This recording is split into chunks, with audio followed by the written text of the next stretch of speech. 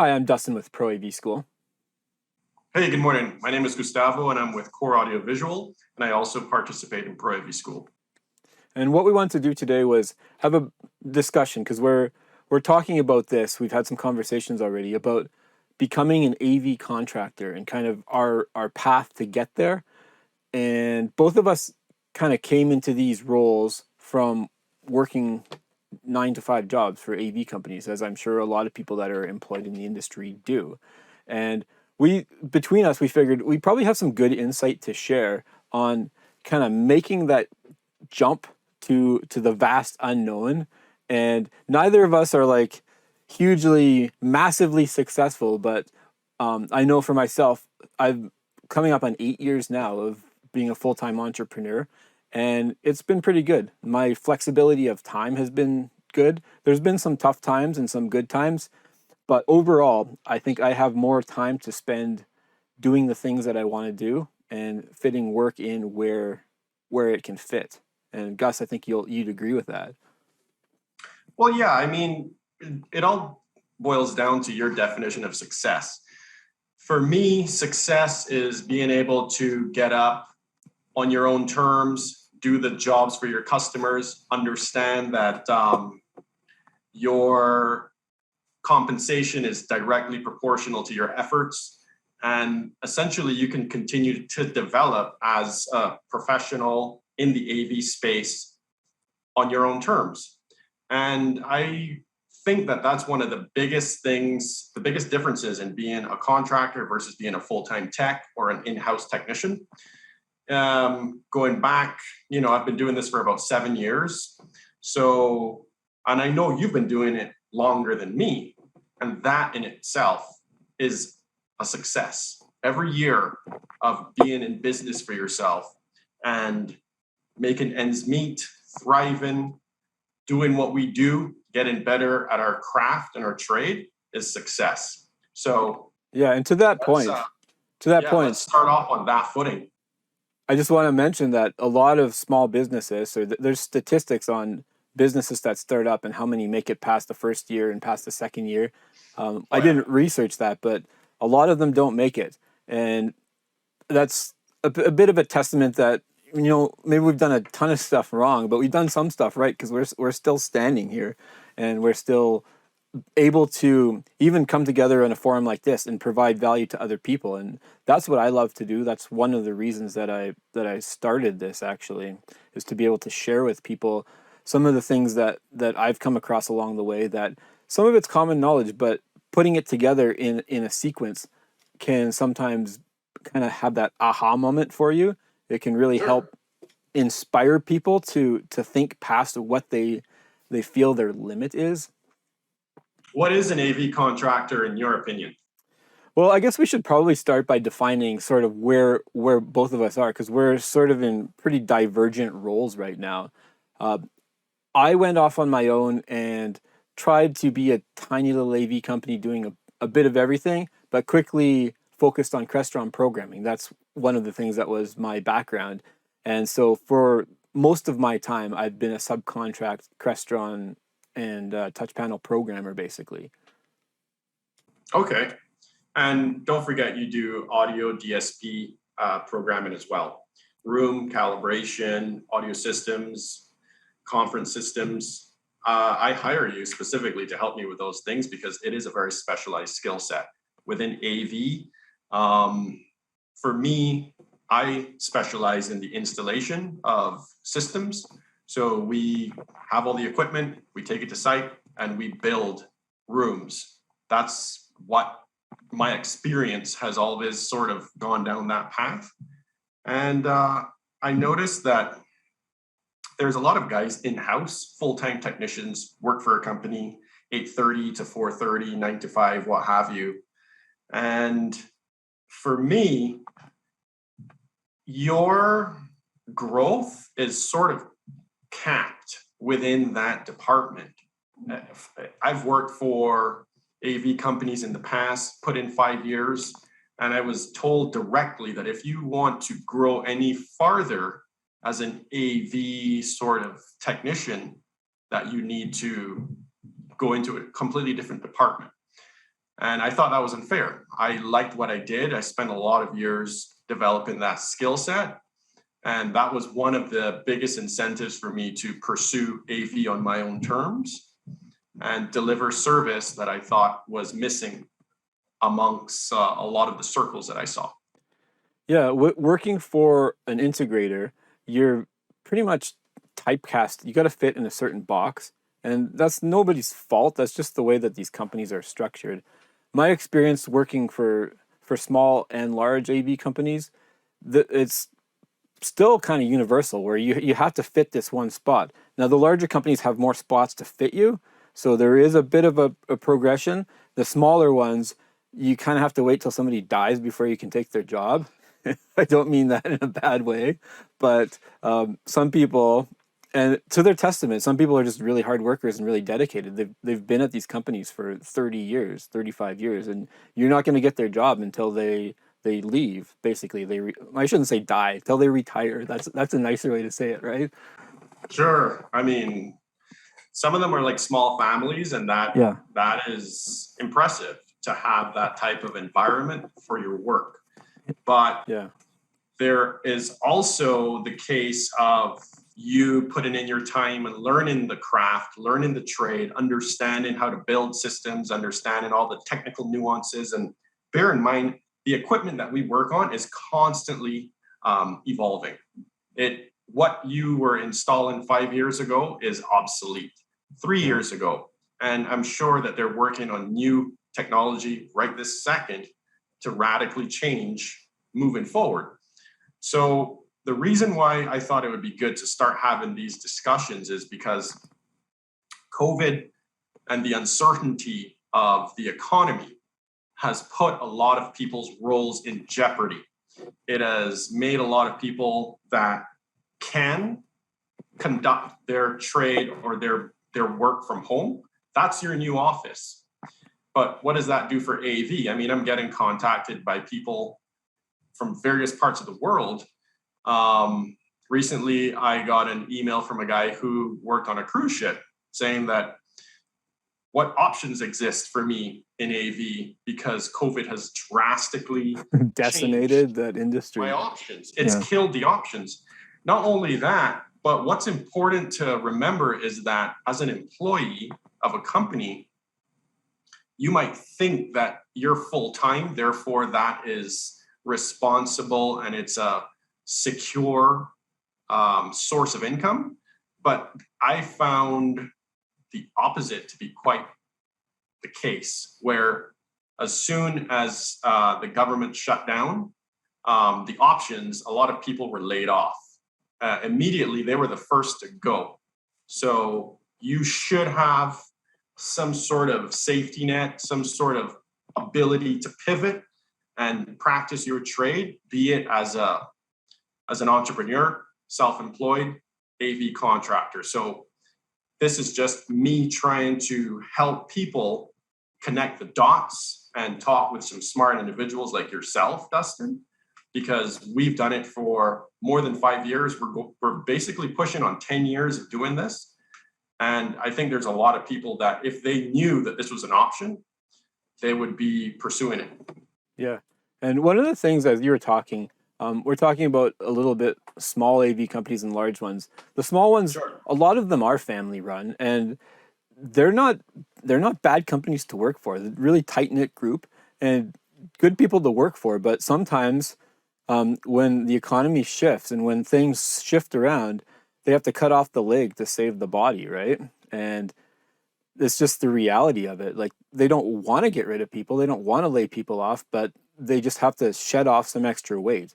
And I think the reality of how things are now, and even in our geographical location, we're both based out of Calgary, Alberta. It's a big oil town, and it's been pretty economically depressed over the last several years. When things really contract, then companies need to be more flexible. So by the stuff that we're talking about, we're not necessarily saying that everybody should just quit and go work for themselves. It's the people that are looking around and they're playing a different game. Like and that's what it was for me, is everybody doesn't seem to be caring about stuff as much as I am. I should be in a position where I can control more of my income and define more of what I'm doing, because I'm so involved in everything that I do. And to be an employee, it was never a really good fit for me. Well, your schedule is already defined. So you have to be at a certain place at a certain time and you have to clock out at a specific time. And, sometimes I think you weren't encouraged to improve. Mediocrity was the norm, where you got two technicians on site. One guy might be pulling a larger share of the weight of the job, but the compensation is the same. I'm sure a lot of people that are watching this right now know exactly what I'm talking about. Not all AV installation technicians are the same. Some guys, do it because they stumbled into it. Some guys are very keen on learning the newest technology and doing good work. And unfortunately, as long as the job is completed at the end of the day, then maybe management isn't concerned with how it got done, as long as it got done. Now you got two guys, one guy doing 2 times as much the work, getting paid the same. That's a really, that's a problem. That's an incentive to seek change. How do you find that change? Well, you ask, you figure out, how do I get compensated accordingly? And a lot of the times it's usually by seeking alternative ways to get paid for what you do, as in contracting. Yeah. And part of this journey too is I have this picture in my mind of like walking to the edge of a cliff and peering over the edge and seeing, Sure. is this really where I want to go? And for some people, it might not be. But the exercise in stepping to the edge and seeing, I could do that. I actually could legitimately go do that. There's some things about working for another company that are more important to me, so I'm just going to stay. But at least I know that I have the option. I'm not stuck here anymore.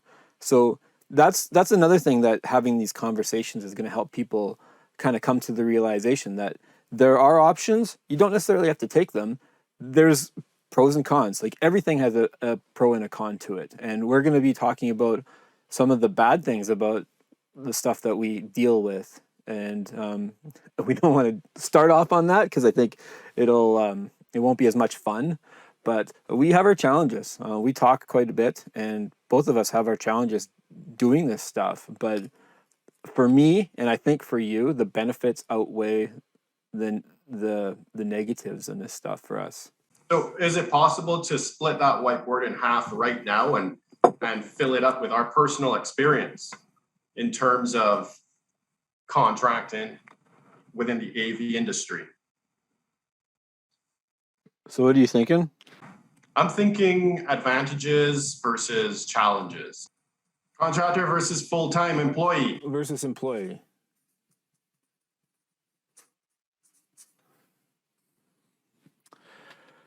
So okay, the biggest one for me is salary. When I made that jump from in-house technician to contractor, I doubled my salary, or my hourly rate. So it's definitely up. I've always found that when people are talking about numbers, it sounds good on paper, but there's some realities to it where it's not always as rosy as it seems. Okay. So I just want to make a note so that people are kind of understanding. And no, I'm not saying that anybody's dumb and need me to explain stuff, but you have to work your butt off. You want real numbers? No, I don't want real numbers. But what I'm just saying is, because it's different for every area and stuff. It's pretty regional. The point that I was trying to make is basically you can double or triple or whatever your rate, but to actually double or triple your income in a year, you have to work your butt off and have a way to get customers at you need to not just like cross your fingers and hope somebody calls you. And that's some of the things that we've learned that we're going to be sharing is just. I want to keep it simple. I want to just break it down for someone who has had a tough day. They want to take a look at this flip chart, make some points, and see if this coincides with their priorities and how they're feeling. They've just busted their butt trying to get this job done. It's Friday evening. You want to go home and chill, and you're contemplating your life choices. You know what? If you are an employee, you're going to make X. If you're a contractor, make it 2X per hour. That's just facts. And since I've worked on both sides of the fence too, I think it's fair for me to say, in the sense of a company paying that to people, there's a cost to having an employee that is more than what they're paid. It's not necessarily double, but there's definitely things that you have to do as a company that when you're hiring a contractor, you don't have to pay that. So a company that's like basically an integration company, if they're using a lot of contractors, depending on how they're structured and how the job is set up and everything, just because they're paying you twice as much doesn't necessarily mean that it's costing them twice as much.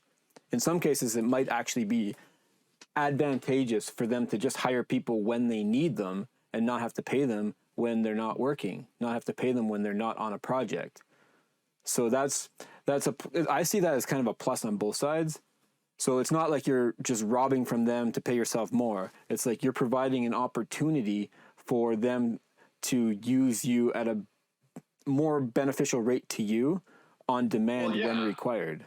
All of our alliances are win-win. There's no way that someone's going to hire a contractor to lose money.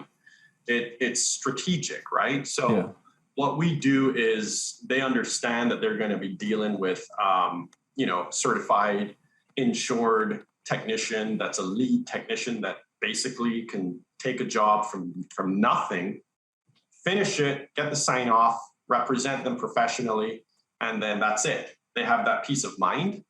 But at the end of the day, if they're not making money, they're not making that call. It just doesn't work like that.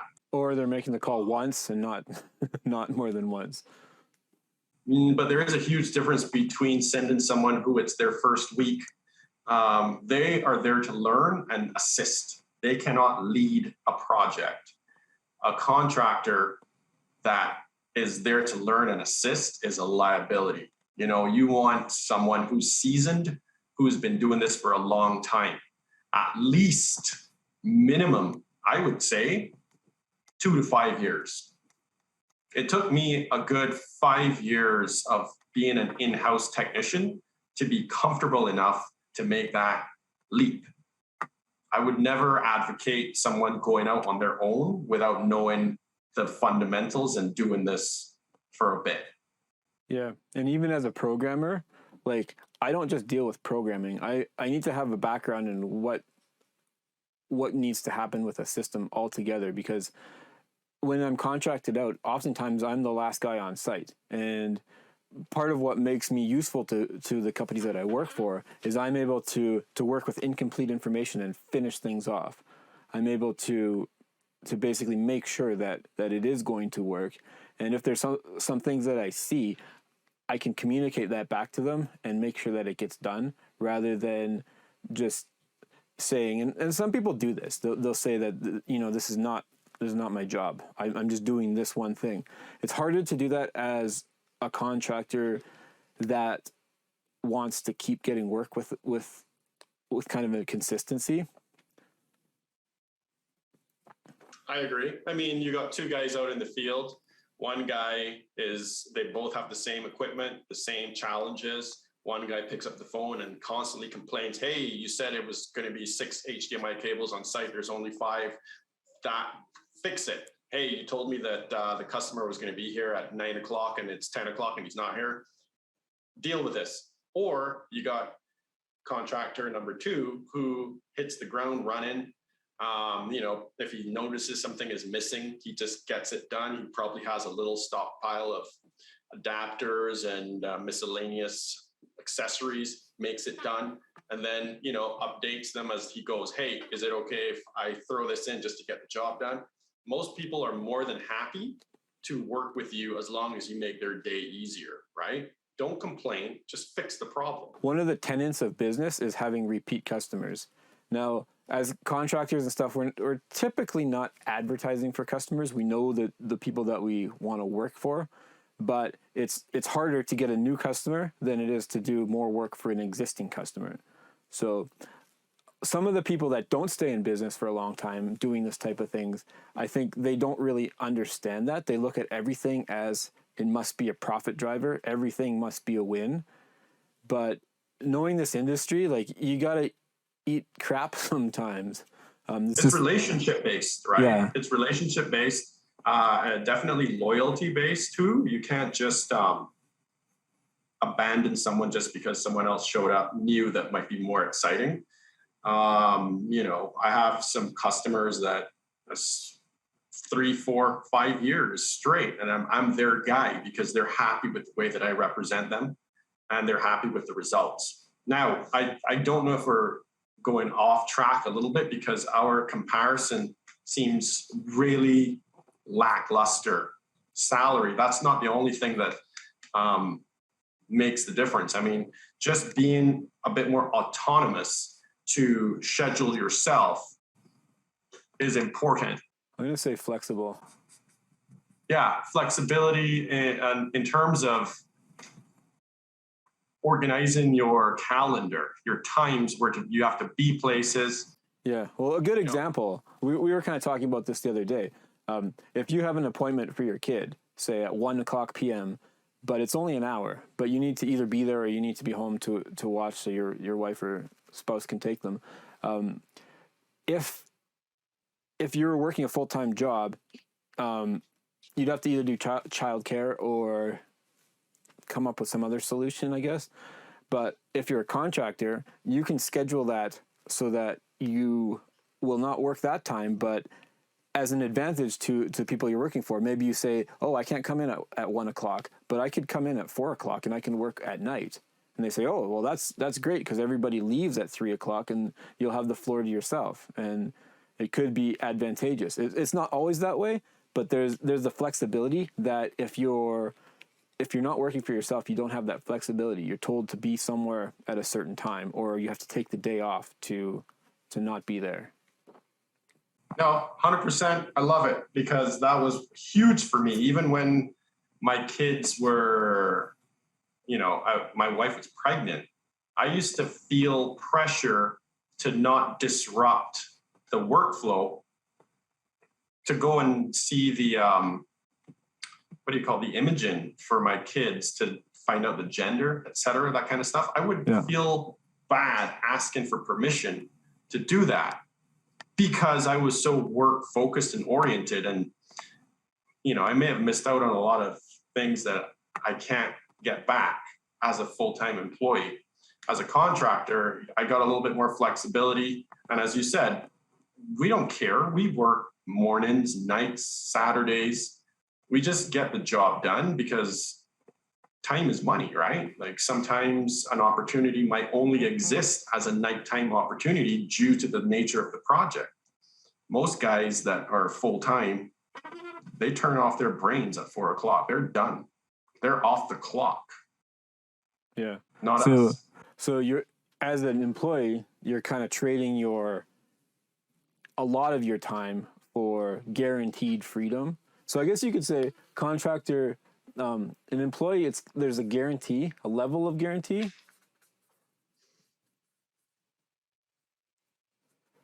But as a contractor, you kind of make your own path. So what would be the opposite of guarantee?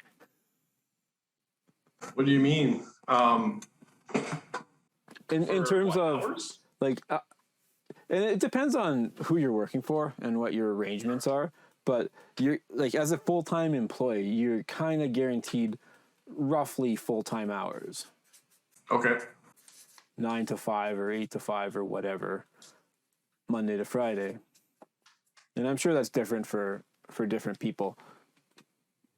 As a contractor, you don't necessarily have that guarantee, but you have the ability to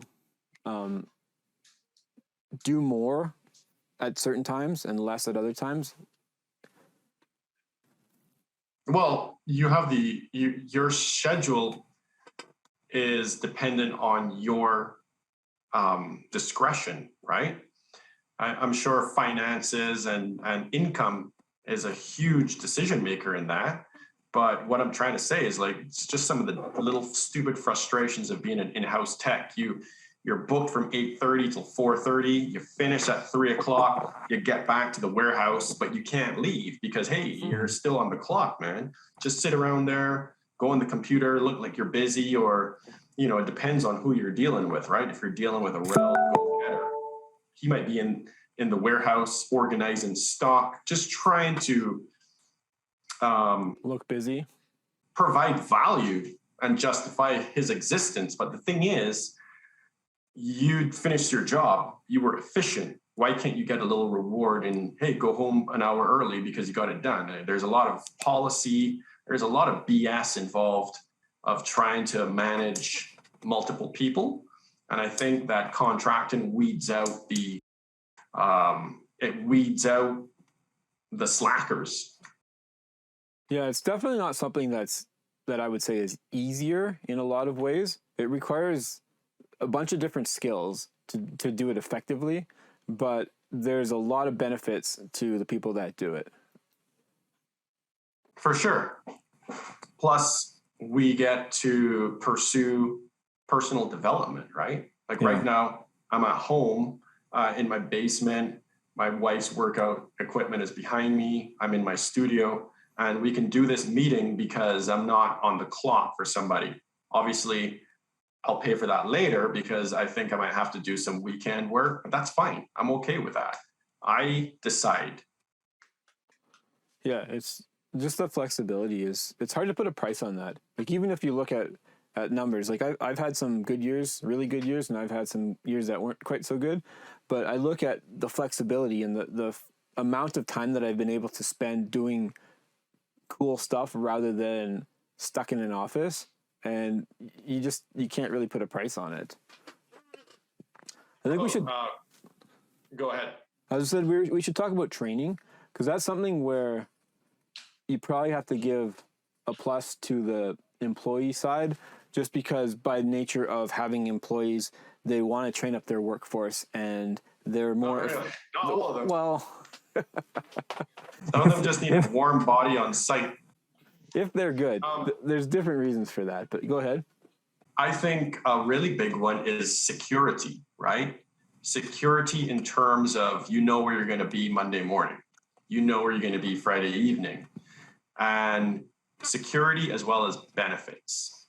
So that is the reason why I imagine a lot of people work for someone, because they have this sense of security. They don't have to worry about where their next job is coming from.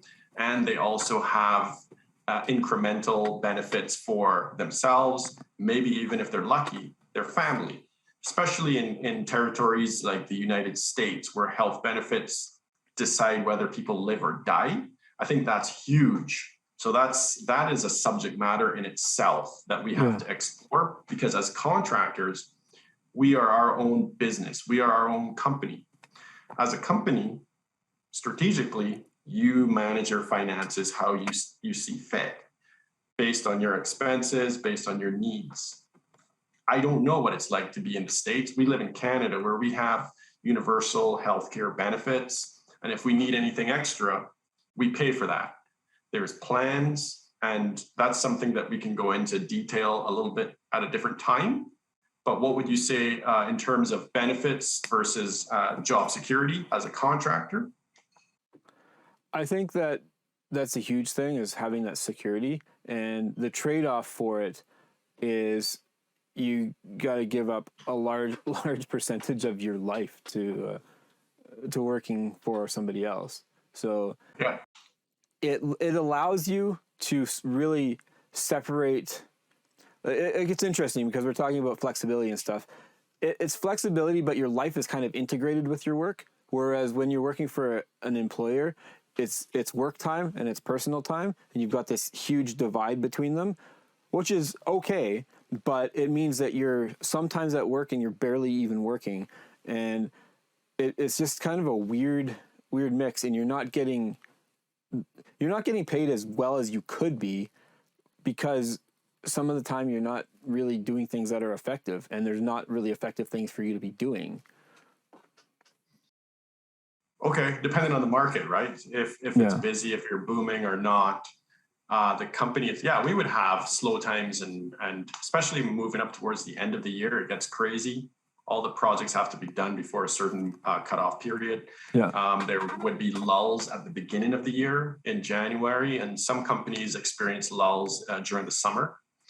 But I think that's something to strongly consider. Can we get a little bit personal in terms of our health benefits pre and post contractor? Yeah, so I'm trying to think. Well, we went with Blue Cross as an option, and that would provide with where the Canadian healthcare system wouldn't provide for, say, teeth or eye vision benefits for glasses for the kids and stuff. That's what we did, and we worked that into our budget. It was about $275 a month. That, if you think about it, for the same benefits working for a company, $275 could be, does that justify being anchored to a specific employer for a full year? I don't know. I mean, it all depends on the individual. Yeah, like you really have to look at the numbers, and that's something that we're going to, we obviously aren't going to have detailed financials for everybody, but that's something that we're going to advocate is before you make the jump, look at the numbers and see where you're at. Because I think I've heard this before, because I read a lot of business books and I listen to a lot of business stuff, and some people have said that being scared about the cost of healthcare and going out on your own, and this was even in the context of somebody that was in US based that was saying this, they said it didn't really work out as bad as they thought it would. It actually isn't as big of a deal as it seems at first. It's scary to cross over, but when you actually look at the amount of money that you're bringing in, if you're charging twice as much, if your hourly rate is twice as much, some of this stuff, you have to look at your situation, but some of this, and we're not tax attorneys, but some of this stuff is tax write-off. So you got to think that as well, that there's some things that decrease the cost because it's not something that's coming to you and getting taxed fully. And I think to that effect, compensation and the way you pay yourself is pretty important too.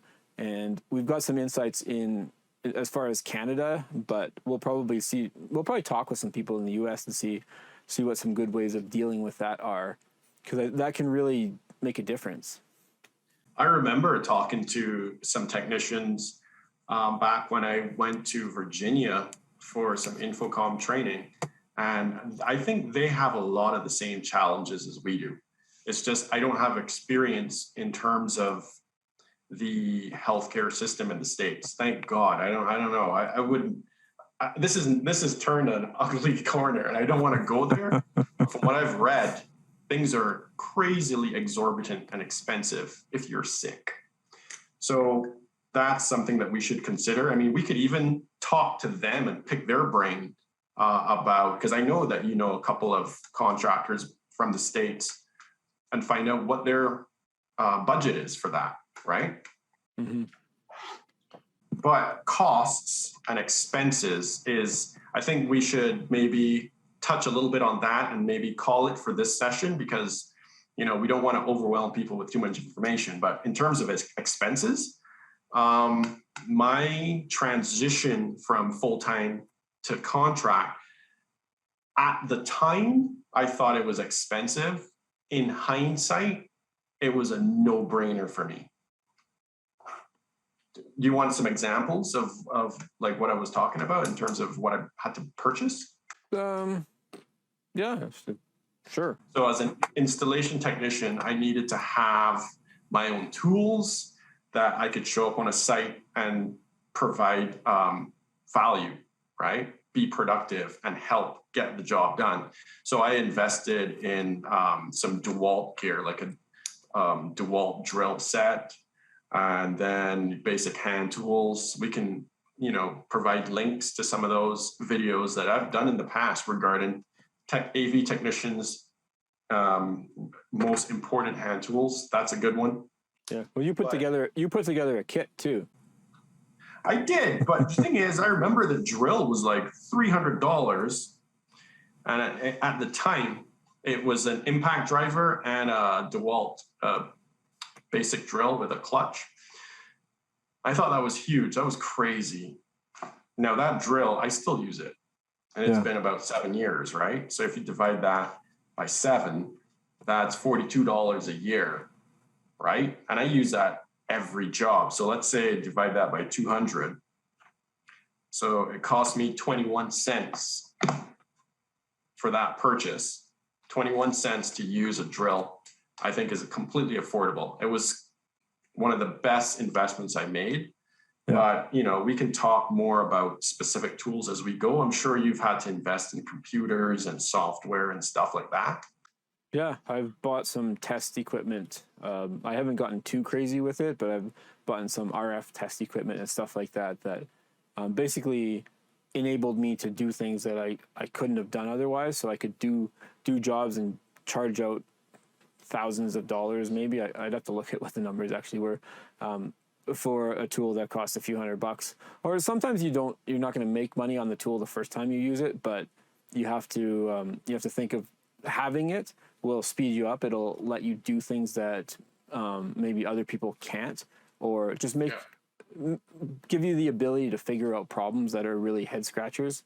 And if you're the one that can solve the problem, it makes you insanely valuable in your marketplace.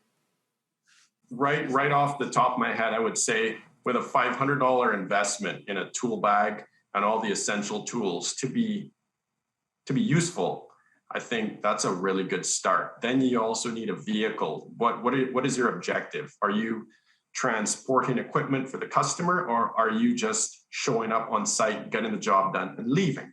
That's how I started. I wasn't bringing TVs and projectors and systems for people. I was just a skilled worker. And my first foray into being a contractor, I used to drive a Nissan Sentra. That is as domesticated a vehicle as you could wish for. I would put my tools in the back, and I had a little giant collapsible 6-foot ladder. I used to put that in the trunk, and that was my first commercial vehicle. In terms of insurance, I didn't get a commercial insurance. I just got insurance for potential theft of my gear, because if my gear got stolen, I couldn't work.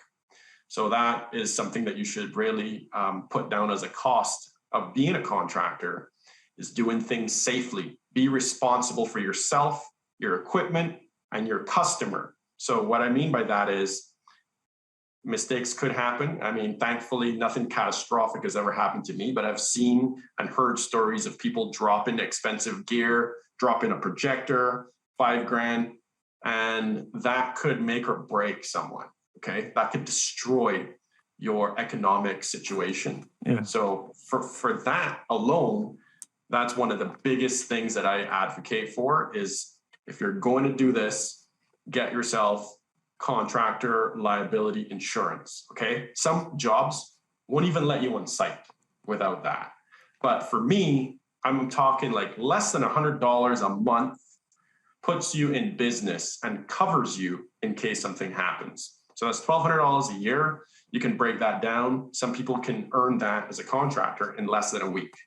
So in less than a week, you pay for your ability to work safely for a year. That math makes sense. Yeah.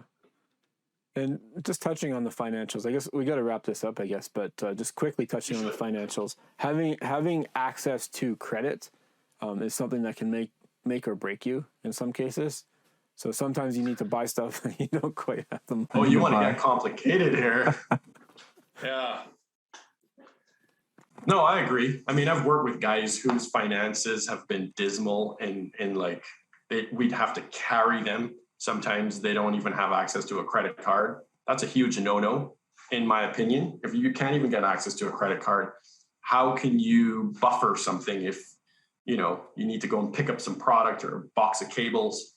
Yeah, exempts you from being at the table. Well, you can't really rely on somebody that won't have money for gas to drive to a site if their payment doesn't come in at a specific time. So obviously getting paid is important, but you got to be able to be flexible a little bit too, because you're not always going to get paid on time. And that's a whole nother can of worms. Basic financing and understanding of invoicing in and out is important if you want to run a business. But most people that I know have at least access to a certain amount of credit, be it $5,000, $10,000. That's more than enough to make things happen while you're conducting business. Hey, you're taking your customer, all of a sudden you want to grab them lunch because they want to discuss a potential project that might be very profitable for you. So for you to take them out and spend $50 or $60 in lunch for them, that's important as a business, I think. And if you can't do that, then you're shooting yourself in the foot. So have some basic financial sort of awareness and capabilities as a contractor before you even consider it. Yeah, it's definitely important. And we're not advocating that you use a credit card to finance a bunch of money. It's just kind of, it helps you even things out a bit when things get a little bit shaky, which tends, if you don't have that ability, the shakiness of the market or of the month that you're having might shake you right out of the game, and you're back trying to find a job. So being able to pad things a little bit can definitely help. Now you got to be able to recognize the trends, and that's part of what we're doing here. Is our current market is really not that great, and both of us, we have young families, and we're not really looking to move to try to find a better market, which is something that would probably be a really good idea. So we're doing stuff like this to try to build up different ways of leveraging our knowledge and our insights to help people and have ways of eventually at some point generating some income from that. You know what? 100% agree with that.